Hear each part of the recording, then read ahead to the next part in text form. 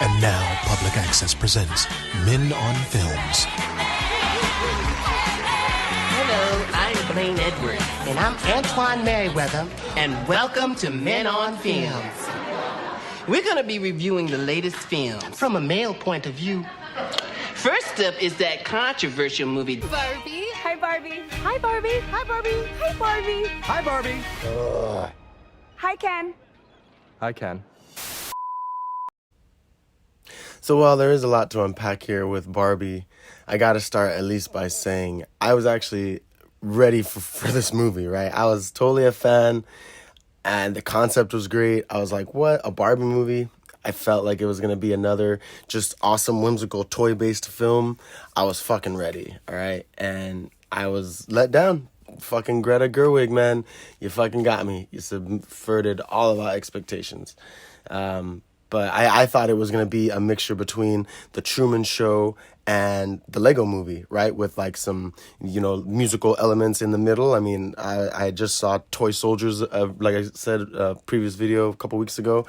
And remembering that Barbie scene, I was just like, oh my God, this is going to be like a total crazy, Barbies going around and acting all, I don't know. I wasn't sure what to expect, but I was ready for it and I wanted to watch it. And yeah, it was definitely not what I was expecting, but it was a little bit of the two. It's like they took core elements from both of those movies, from The Truman Show and from the Lego Movie, and tried to put them in a movie regarding Barbie, and they just failed. And the trailer said it. I mean, clear as day, the trailer proves my point in the fact that it says, if you love Barbie, this movie is for you. If you hate Barbie, this movie is for you. How could you watch a movie that is technically not and for you? Because if you like something and you don't like something, you're not going to go if you don't. Right? So why would you watch it if you don't like it? But if you do like it, but there's a possibility for you to like it, it's interesting. But that's how the movie was. So I feel like almost everyone has seen it by now, at least I would assume, because the movie's made so much fucking money over the weekend that, I'm pretty sure everybody, at least most people, have seen it by now. So I'll save you the plot. But pretty much Barbie ends up going through this little existential crisis where she starts having thoughts of suicide and death and fucking shit. And it's because one of the person apparently that's playing with her Barbie doll in the real world, because they live in Barbie land, in the real world, is like fucking abusing her doll. And so now she's getting all fucked up in like Barbie land, and she can't be all like carefree anymore. And I'm not quite sure what exactly they were trying to portray with that whole thing, right? Because when she does leave Barbie land to the real world, I mean, she all of a sudden is like having all these emotions and shit that she's never felt before. And all of a sudden, all these things, and like, she's now in the real world. She's feeling all these real life feelings and emotions. And it's just like, I mean, that, that's real, right? So what she was living in before was like a fantasy. It was like the Matrix, right? It was a fake reality. And now that she's actually feeling things, it's like, well, you're only feeling things because someone was going through something. Like, you're not feeling this way because of the patriarchy and what the film tries to make it out to be, why the character feels that way. It's literally only because this mom and daughter are going through some shit and there's no love there between them. So of course there's no love in Barbie, or there's no want to be the stereotypical Barbie that she is. And it's just it's very weird, because they end up at the end of the movie saying that it's all the patriarchy's fault when Ken ends up finding out about patriarchy and shit. The only reason he finds out about that is because he goes there with Barbie. And the only reason Barbie goes is because a little girl is distraught. It's not because the patriarchy. It's not because of all this stupid shit that they end up sprouting out for the climax of the film. I mean, Jesus, it was just so much. I mean, it was funny that you had America Ferrera, whatever her name is, America Ferrari, as the girl in this film, the human mom, because it's like having Ugly Betty in the Barbie movie. I mean, come on, you didn't put the Barbie song in this movie, but you had to have Ugly Betty. It was perfect. Chef's kiss.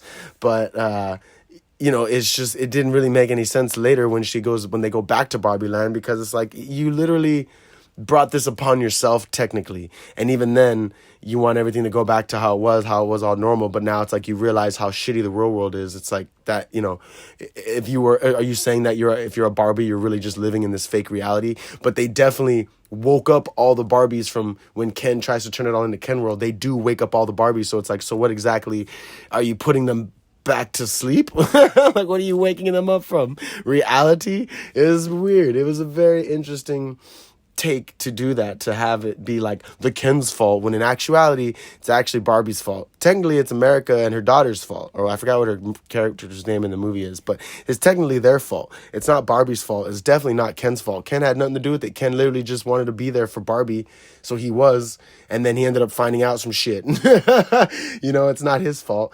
And I will say, Will Ferrell being the Mattel CEO, I was really hoping again for like a Lego movie-esque, or like the Truman Show villain, where like the character is like seeing, in the Truman Show, the villain was like the TV personnel guy that was like overseeing the show, and it's like that's who Will Ferrell turned out to be. Like, he knew about Barbie Land. They fucking knew somehow that there was this portal that could take humans to Barbie Land, as well as take Barbies out of Barbie Land to the real world. And of course the portal's in fucking Venice Beach. Like, what the fuck? It made no sense. And I love that they never just touch upon that. It just is. And Will Ferrell and all his CEO and guys end up at the end of the movie coming through the portal, and they just do. Like, it's like, what the fuck? How? Like, it makes no sense. And, even though they turn everything around from Kenland, it's like, well, if you were to go to the real world, all you bitches would actually have to try to get to the positions of power. You wouldn't be able to just know everything. And, the Barbie of that, like, they had the black president Barbie. I mean, come on. Like, they had the fucking USPS Barbie. They had all these Barbies that did all this shit. Space Barbie. They had a Barbie in space, like, waving down to Barbie, like, as she's driving. They had a Barbie pilot. All the pilots were Like, it was just, all right, I get it. But it's like, obviously, in the real world, it's not like that. So to wake them up from this patriarchal fucking sense of thought is so weird, because they already had this weird patriarchal sense of thought that they all lived and didn't do shit. It's so random. I mean, they had mermaids, for God's sake. And then all of a sudden, like, John Cena's like a man mermaid, and they're like, no, we need the women mermaid back. That's nonsense. It's like, it's still a fucking mermaid, man. But then, so at the end, of course, they end up taking Ken World back from the Kens, because they end up putting the Kens against each other, and they have this whole thing. And I will say that part was really funny, right? When they're all kumbayan by the fire, and like, Barbie tries to like, make Ken think that she's like, wanting to hear from him or have him sing to her. He's like, I'll play guitar at you. And they're like all playing guitar, and fucking they all like start like, the girls like start like swingering. They start going into swinger mode. They start becoming sluts, and they just start sitting with all the Kens and making the Kens jealous. Like, they all literally become sluts. Like, they literally all discover OnlyFans, and they just like start going to all the other Kens and like laughing at texts and shit. It was so random, so cringy. It's just like, this is weird. This is pretty weird, right? And then poor Alan. Alan never gets any action. I realize, Michael Cera, what's up with him? What's up with that? He's just kind of like, poor Alan. Like, he doesn't get a Barbie. He doesn't get anything. Not that I wanted him to have a Ken, but shit, And speaking of Kens, I will say that Simu Liu and Nkuti Gatwa, oh my God, I don't want to see any of those two dudes anymore. I mean, Nkuti Gatwa is supposed to be the new Doctor for the 14th Doctor Who, and like, I'm just not ready. I'm not down. I just, seeing him in this film, I was like, oh gosh, like, he's the next Doctor? Like, for reals, like, this is who you chose as the next Doctor? Like, I'm already not going to watch it, because I heard it was going to be way more inclusive, and hell, Barbie was pretty inclusive, so, seeing him in Barbie, I'm like, nah, I don't need to see him in Doctor Who now. Definitely don't want to see that guy running around as a doctor. I could just no. And then fucking Simu Liu, he's over here bitching and complaining about Shang-Chi 2. And it's like, dude, you're over here doing Barbie movies. Like a Barbie movie. Like, come on, bro. Like, get out of there. Get out of that film. And go reboot a Jackie Chan movie, or do something that's in line with all the shit you talked when you were making the Shang-Chi movie, saying that, fucking Asian actors needed to fucking come up and stuff, and that in this Barbie movie, what did they say? That his real life skills of fucking having to fucking, fight and, being in competition to be like a fucking male actor's bullshit, whining, and it's just, get out of there, man. Reboot a Jackie Chan film, do the Raid Redemption 2 or 3 or whatever, and let me see you fucking kick ass, not fucking kiss other dudes and try to be in this like wannabe musical. Like, it's just so not cool. Like, Ryan Gosling, fine. I mean, like I said, I watched my girl had showed me La La Land recently, and I was definitely watching it to get prepared for this movie, because I thought it was going to be a musical, and it was not. It was just more or less Ryan Gosling being a sad boy Ken, it was funny, but for fuck's sake, it was not what I was expecting. But to see Simu Liu and Nkuti Gatwa, among other dudes, just being like these random versions of Ken, it's like, bruh, I don't need to see that. I mean, I guess Chris Hemsworth could have been in the movie. It was actually like seeing Chris Hemsworth when he was in Ghostbusters 2016 after being Thor. It's like, wait a minute, isn't this guy like a badass? Why is he playing this like weird ass shitty character? Like, it was not what we wanted, right? Or like this weird, because he was like the receptionist or whatever. And actually, the Ugly Betty America is the receptionist of Will Ferrell's character, and they never like mentioned that. Like, I thought that was funny that they never like brought up that, like, hey, what are you doing here? It's just kind of like they're all there in Barbie Land. Like, it is a lot of nonsense. But yeah, so I mean, it's just that movie was like so full of itself. I'm not quite sure what the message was, but I mean, all these fake plastic bitches definitely got their fake plastic good ending, because they went back to being all Barbied up. Like they realized that, you know, they broke up the Ken world and went back to everything being Barbie, and then Barbie went to the real world and ends up becoming human and ends up having to, like, I guess, fucking deal with the consequences of now being a random human that just popped up in Earth. Like, how does she have her ID? How does she have a social? Where did all that shit come from? She just literally became a human all of a sudden. Like, okay. And then granted that there were multiple actresses set to play Barbie before Margot Robbie. Margot Robbie definitely hands down was the best choice, but apparently Amy Schumer was set to play Barbie, and like, fuck, that could have been a very different, interesting Barbie movie for sure. Definitely wouldn't have watched it and would not have been as hyped.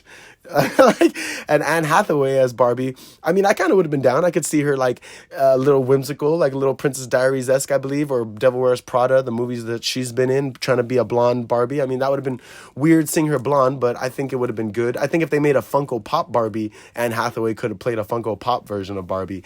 If they made like a multiverse of Barbie, I mean, they're supposed to make a Ken movie sequel or whatever, so that would be, I guess, kind of cool, because Ryan Gosling was definitely the best part of the whole movie. But I could definitely see, you know, them making some weird-ass Barbies in the sequel. But yeah, Anne Hathaway and Amy Schumer definitely would have been completely different style films. And I'm glad, I guess, that Margot Robbie was Barbie. But again, like I said, Greta Wig, you subverted all of our expectations by just fucking it up and just making it weird and having all these unanswered things just happen.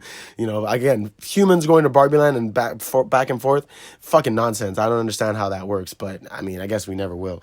But so yeah, the Barbie, man, I wouldn't recommend it. It was definitely interesting. Holy shit, I was so pumped, only to just be like, what am I watching? Like, yeah, I laughed at some points and some parts were definitely funny, but as a whole, definitely a shitty movie.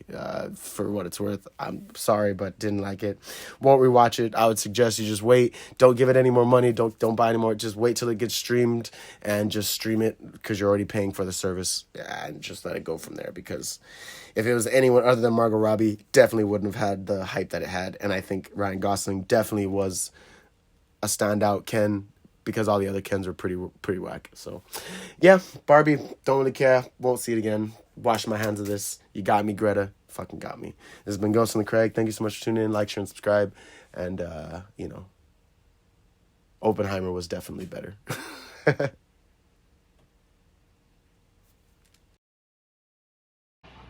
Hate it.